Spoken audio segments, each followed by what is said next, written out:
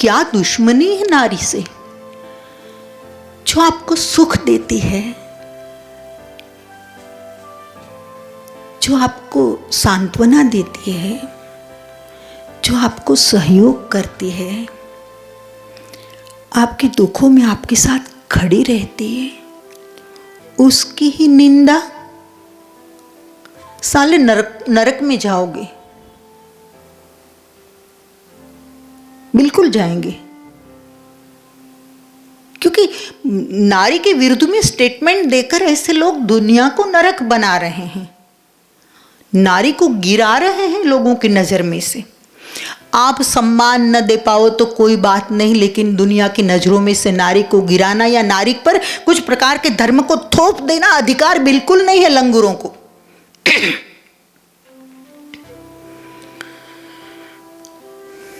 सावधान दोस्तों, नारी नर्क की खान नहीं है। नर्क की खान तो पुरुषों ने बना दी। थोड़ा कड़वा सच और आगे कह रही हूं। लोग कहते हैं कि आजकल की लड़कियां पैसे के लिए शरीर बेचने लगी है। मान लो कोई मजबूरी, कोई जख्म, कोई गलत हाथ में पड़ जाना, कोई संग दोष हो जाना, गलत संस्कार मिल जाना। मान लो शरीर बेचने के लिए निकाला अपना एक लड़की ने, लेकिन खरीदार कौन है? खरीदने वाले कौन है? कौन है खरीदने वाले? बताओ, सोचो। रेड लाइट एरिया पुरुषों के लिए घोषित किया गया है, औरतों के लिए नहीं। औरत तो प्रामाणिक है।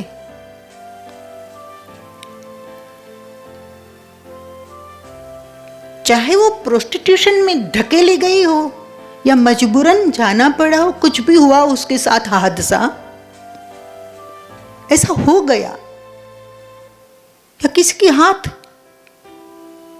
बिक गई, किसी ने उसे बेच दिया, तो मैं ये कहती हूं कि पूरे भारत के पुरुष अगर लग जाए ऐसी मजबूर औरतों को बचाने में, एक मुहिम छेड़ी जाए, एक मुहिम छेड़ी जाए कि इस प्रकार की जो औरतें हैं उसे हम बचाएंगे, उसे हम खरीदेंगे नहीं, एक घंटे के लिए वहां नहीं जाएंगे। हम उसकी परेशानियां दूर करेंगे, उसकी स्थिति को जानेंगे, उसकी स्थिति को समझेंगे,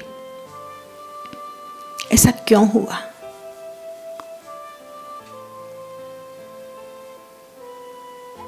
उसके प्रति एम्पैथी से काम ले,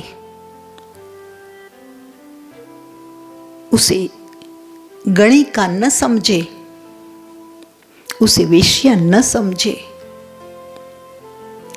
और जैसे खुद की बहन हो, खुद की बेटी हो, उसके साथ ऐसा हुआ होता तो एक बार भी ऐसा विचार आए और भारत का पुरुष समाज मुहिम छेड़े तो किसकी ताकत है कि भारत की बेटी की और कोई ऊंची आंख उठाकर देख ले। लेकिन लंपट पुरुषों ने एक परंपरा बना रखी है, इतनी खराब परंपरा कि अत्यंत सुंदर लड़की हो तो उसको नगर वधू बनाया जाए, उसको नगर वधू बना दो। पूरे गांव की बहू, पूरे गांव की पत्नी, और वहां आमिर उमराव सेठ लोग जाया करते थे। जवाब दो, जिम्मेदार कौन है? यहां तक के छाप तिलक लगाते हैं, यहां तक के, यहां तक से लेकर यहां तक तिलक लगाते हैं, हाथ में माला रखते हैं, गले में रुद्राक्ष पहनते हैं,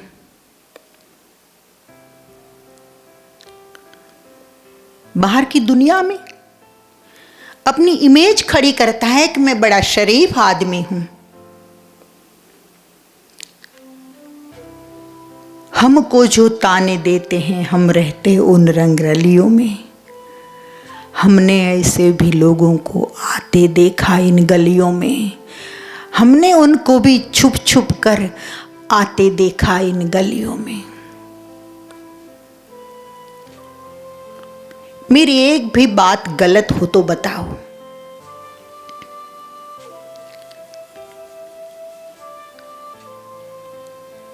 जो असहिष्णु लोग होंगे, जिसमें सत्य सहन करने की क्षमता नहीं होगी, ऐसे लोग कहेंगे कि ये माता जी तो पुरुष विरोधी मानस की है।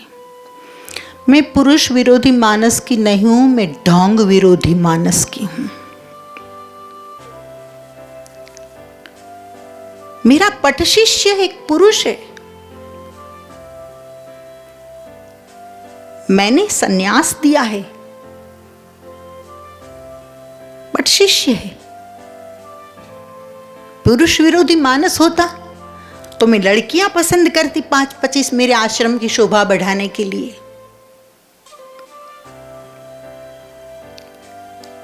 नहीं दोस्तों,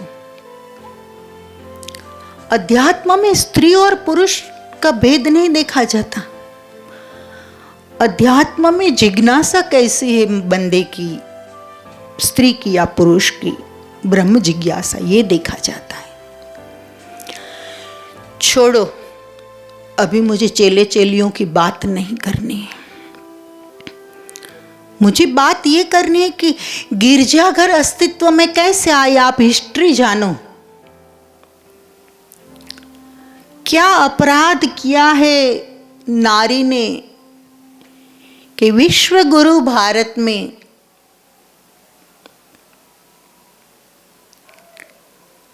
विश्व को अच्छे अच्छे ब्रह्मज्ञानी प्रबुद्ध पुरुष देने वाले भारत में ज्यादा से ज्यादा नारी को हीन दृष्टि से देखा जाता है।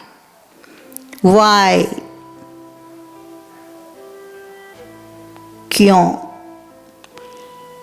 नारी ने आपका बिगाड़ा क्या है? अरे यहां तक कि नारी नारी की दुश्मन बन गई है। अब तो कानून बदल गए, लेकिन अभी भी गुप्त रूप से होता होगा, कहीं कहीं पैसे वैसे खिलाकर गर्भ परीक्षण करवाया जाता है। और गर्भ परीक्षण में अगर पता चले कि पेट में फीमेल चाइल्ड है, जो फिटस है वो फीमेल है, बच्ची है, तो गर्भपात करवा देती है। मां खुद गर्भपात करवा देती है।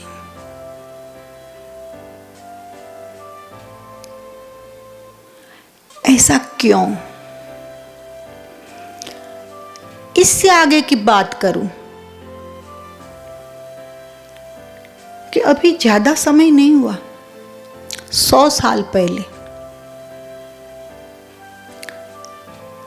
100 साल भी नहीं हुई, भारत में सती प्रथा थी। नारी पर आने के पहले मुझे कुछ बात करनी है नारियों के बारे में। सती प्रथा थी। दोस्तों सावधान, कुछ लोग बोलने लगेंगे कि ये तो इज्जत बचाने के लिए करती थी ना, ऐसा न वैसा, चुप रहे। थोड़ी देर तेरे मन को चुप रख। दोस्तों, जौहर एक चीज है और सती प्रथा दूसरी बात है। यवनों के आक्रमण से, विधर्मियों के आक्रमण से, शत्रुओं के आक्रमण से जब पता चल जाता था नारियों को कि विजय की कोई संभावना नहीं है और शत्रु हमारी बहन बेटियों पर बलात्कार करेंगे, मार देंगे या उसे ले जाएंगे, नरक में जिंदगी भर रहना पड़ेगा, इससे बेहतर है कि 1 घंटे की तकलीफ लेकिन जौहर कर दो। स्वयं अग्नि में समा जाती थी। जिंदगी भर का नरक सहन करने से 1 घंटे की पीड़ा अग्नि की, तो इस स्वयं को अग्निदाह देती थी। स्वयं की अग्नि परीक्षा हो जाती थी उस समय। ये एक बात है और सती प्रथा दूसरी बात है। दोस्तों, पति के मर जाने के बाद जबरदस्ती ढोल नगाड़े बजाकर उसकी मर्जी हो या न हो, उसकी मर्जी को पूछना नहीं है, उसको सती हो ही जाना है। चिता में उसको ढकेली दो, जला दो और इतने जोर से ढोल नगाड़े बजाओ, इतनी जोर से कि वो बेबस लाचार औरत जिंदगी के लिए तड़प रही है, उसकी चीख, उसकी आवाज किसी के कानों तक ना पहुंच जाए। ये कैसा पिशाचत्व है, ये कैसे घिनौनी प्रथा है। ये प्रथा क्यों?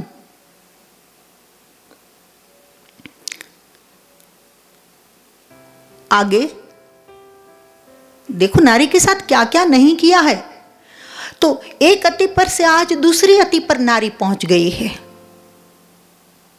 ऐसा होता है, ऐसा होता है। अति दबाव, अति दबाव, अति दबाव, स्प्रिंग की तरह आज की लड़कियां उछल गई है। कि हमारे मन में आए सो करेगा, हमारे मन में आए सो पहनेंगे, हमारे मन में आए से खाएंगे, हमको जो अच्छा लगेगा वो हम करेंगे, हमको कोई कहने वाला नहीं है। हमने नहीं किया था, हमको पैदा करो, आपने पैदा किया है।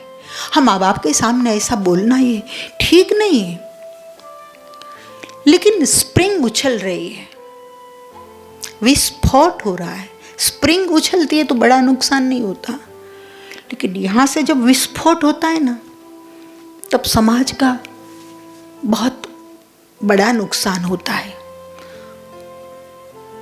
और नैतिकता में से अति नैतिकता और अति नैतिकता थोपा थोपा थोपा नारी के ऊपर, तब यहां से ऐसा विस्फोट हुआ कि हमने बहुत मूल्य का पालन कर लिया, अब कुछ नहीं, धज्जियां उड़ा दी सबकी।